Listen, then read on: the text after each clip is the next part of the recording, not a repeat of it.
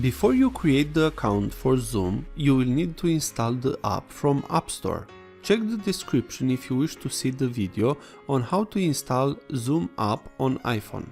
After you have done this, to create an account, you need to do the following. Tap on the sign up link from the bottom. Here, write the email on the first input. Then, write the first name and the last name. Check that you agree to the terms of service from Zoom. Now, tap on Sign Up. You will receive an email to verify your account. Just check your email to continue with the next step.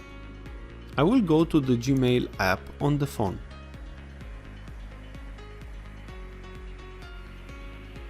Here we have the email that we received from Zoom.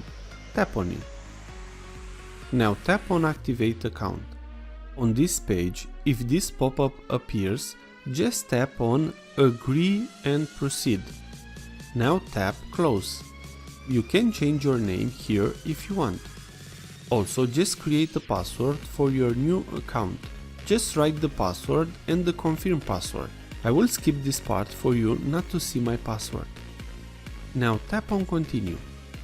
Here, let's skip this step. I do not wish for now to invite anyone.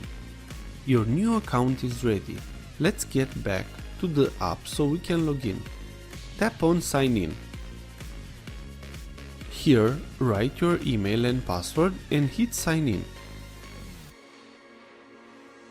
Now tap OK to Zoom to access your calendar.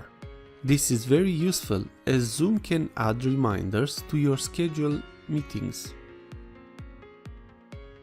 Tap OK if you wish Siri to access Zoom, or don't allow if you do not wish this. Now tap Save Password if you wish Zoom password to be saved. You can enable fingerprint ID if your phone has this.